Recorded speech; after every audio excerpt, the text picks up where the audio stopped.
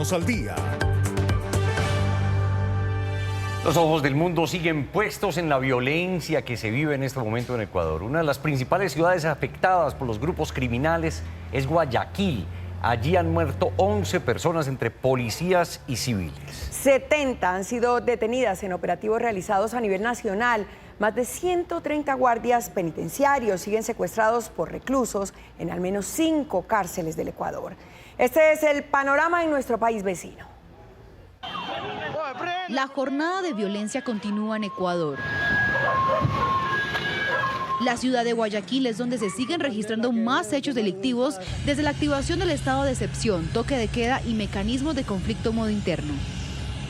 Mientras tanto, en Huaquilla, cerca a la frontera con Perú, las Fuerzas Armadas realizan redadas. Se escucharon fuertes disparos y se vio salir humo del edificio. Como esta escena se han repetido en otros lugares. En las calles de Guayaquil, testigos grabaron el momento en que varias personas corren en búsqueda de refugio. Se ve el tráfico colapsado y, según medios locales, algunas personas fueron arrestadas. Durante un operativo en Esmeralda se incautaron armas, bolsas molotov, más de 300 cartuchos y la recaptura de 3 personas que se habían fugado del centro de detención. Las autoridades informaron que uno de los presos habría muerto. Hombres encapuchados y armados siguen intimidando a la ciudadanía. Se tiene como resultado 12 personas aprehendidas, un policía herido por arma de fuego, el mismo que estaba custodiando a un señor fiscal, fueron atacados y el policía recibió un impacto de arma de fuego. Este policía se encuentra siendo atendido en las casas de salud. El presidente Daniel Noboa habló sobre la terrible situación interna que vive el país sudamericano. Estamos luchando por la paz nacional, estamos luchando también contra grupos terroristas que hoy en día son más de 20.000 personas los que lo conforman. Es un mensaje de que nosotros no vamos a ceder, es un mensaje de que no vamos a dejar que la sociedad se muera lentamente. La Interpol emitió una alerta naranja contra Fabricio Colón Pico. Tiene como objetivo generar una alerta en relación a los acontecimientos que supongan un peligro inminente para la seguridad pública. En el país se suspendieron las clases presenciales. Se realizarán de manera virtual hasta el 12 de enero. Entre tanto, las autoridades mostraron imágenes de la liberación de 3 uniformados que estaban secuestrados desde la noche del lunes. Sin embargo, aún quedan policías y también funcionarios de varias prisiones que también fueron retenidos en la ciudad de Machala por estos grupos criminales en medio de la ola de violencia. Según el reporte oficial, 10 personas vinculadas al secuestro fueron capturadas. Y es que Guayaquil hoy es una ciudad desolada, los locales comerciales están cerrados y la ciudadanía, en medio de tanta incertidumbre, ha decidido quedarse en sus casas mientras pasa la crisis que vive el país. Las calles de Guayaquil están casi vacías. Buses urbanos circulan con normalidad, pero pocos pasajeros se movilizan. Se nota horrible, está muy solitaria la calle, todo eso. Los locales están todos cerrados, está muy ambiente muy frío, así, como que hay un COVID nuevo. El ambiente en la ciudad es de tensa calma. Los comercios están cerrados, hay muy pocos vehículos y uno que otro operativo policial y de tránsito. Viendo incluso lo poco transitada que están las calles ahorita, yo pienso que ese es el pensar de la gente todavía, tal vez siguen con miedo. Incluso yo lo primero que quisimos al levantarnos dije, bueno, aprovechemos que todavía está tranquilo todo para irnos a nuestras casas. El aeropuerto también tomó medidas por la ola de violencia. Opera con normalidad, pero únicamente permitirá el ingreso de personas con tiquete digital o impreso, junto a un solo acompañante. En Quito el panorama no es diferente. Solo quienes tenían trabajo u otras obligaciones se aventuraron a las calles. Casi no hay gente en la calle ni en el metro, está totalmente vacío la ciudad ahorita, no hay nadie. Los vagones del metro están solo al 20% de su ocupación habitual y la mayoría de los negocios están cerrados. Como la peor noticia, así calificaron los presentadores y periodistas del canal TC de Ecuador el dramático episodio en el que terroristas los amenazaron en vivo con armas y explosivos. Señalaron que los delincuentes les dispararon a 2 camarógrafos. La realidad superó la ficción y es que, como si se tratase de una película de terror, fueron los angustiosos minutos que vivieron los trabajadores de TC Televisión cuando encapuchados se tomaron las instalaciones de este canal. Le dispararon a un camarógrafo nuestro en la pierna, otro le quebraron el brazo. Ellos dieron bala, utilizaron sus armas adentro. Los delincuentes obligaron a los empleados a permanecer en el suelo al tiempo que mostraban artefactos explosivos para intimidarlos. Al mismo tiempo, la policía de Ecuador desplegaba todo un operativo para lograr rescatarlos con vida y capturar a los delincuentes. Fueron momentos de terror los que se vivieron al escuchar detonaciones de explosivos, cruce de balas entre la policía y los delincuentes que finalmente se dieron y se entregaron viendo que eran el menor número.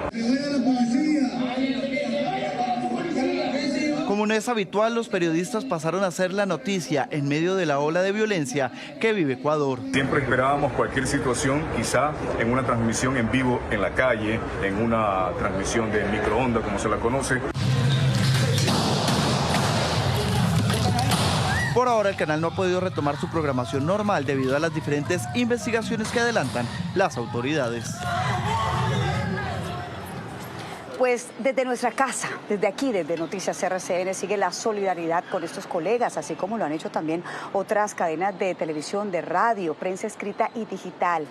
El respeto por la vida y por la libertad de prensa, escúchenlo muy bien, es sagrado. También aumenta el rechazo por las amenazas que han recibido varios comunicadores. Ante la toma violenta del canal TC Televisión, más de 300 periodistas de países como Colombia, Ecuador, Perú, Estados Unidos y otros países de la región se unieron para manifestar su rechazo a este ataque. Esta es una muestra más de cómo el crimen organizado apunta a la prensa como uno de sus blancos. Ecuador terminó el 2023 como el país más violento de América Latina. En ese año se registró también el exilio de 9 periodistas, una cifra inédita en nuestra historia. Las amenazas de muerte han aumentado en un 275% y los ataques armados contra comunicadores también se han incrementado. La misiva también hace un llamado urgente al Estado ecuatoriano para que protejan a los periodistas de hechos violentos como este. Esta situación merece acciones urgentes. Es tiempo de que el Estado en su conjunto entienda que el papel de la prensa es fundamental para el funcionamiento de cualquier democracia. La Sociedad Interamericana de Prensa, SIP, también condenó la toma del canal de televisión. La toma de un medio de comunicación por parte de delincuentes armados es un agravio que reviste extrema gravedad por sus múltiples implicaciones. En un contexto de violencia, cualquiera que sea su origen, las autoridades deben tomar las medidas urgentes. Por su parte, el Consejo de Comunicación de Ecuador solicitó a las autoridades proteger a los medios de comunicación y sus trabajadores a fin de garantizar su vida e integridad profesional en medio de esta ola de violencia. Y en medio de esta crítica situación de orden público, el presidente de Ecuador, Daniel Noboa, anunció que deportará al menos 1.500 reclusos, la mayoría colombianos y venezolanos, para descongestionar las prisiones de su país. Le preguntamos a nuestro editor judicial, Felipe Quintero, cómo sería este proceso, Felipe.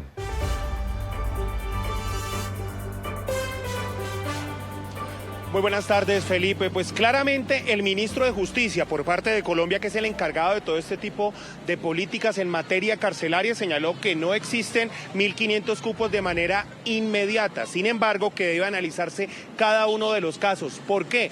Porque no todas las personas tienen una medida de aseguramiento en su contra y por el contrario tienen penas cumplidas. Igualmente, el ministro de Defensa anunció la figura de la repatriación, que es un convenio entre los dos gobiernos.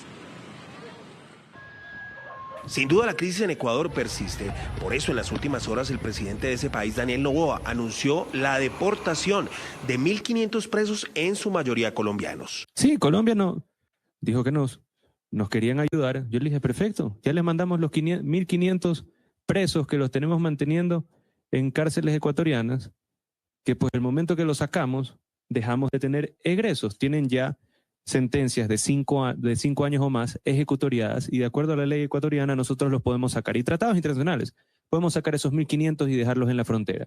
Y muchas gracias, quédense por allá. Al respecto, el ministro de Justicia, Néstor Osuna, explicó que se analizaría caso a caso en la medida que se produzca un posible éxodo masivo de presos. Esperemos a ver si realmente ocurre o no ocurre. Si hay una expulsión, pues miraremos ¿Cuántas de esas personas, si llegan a la frontera, realmente tienen que ser capturadas por las autoridades colombianas y pasar a disposición de un juez colombiano para pagar una pena o para seguir pagando una pena? ¿Y cuáles no? ¿Cuáles quedarían en libertad? El ministro de Defensa, Iván Velázquez, se refirió a la posibilidad de que lleguen presos mediante la figura de repatriación para que terminen de cumplir sus penas en Colombia. Significa inicialmente la expresión de voluntad del preso de que sea remitido a su país de origen, una aceptación de parte de la autoridad nacional del sitio donde se encuentra cumpliendo la privación de libertad.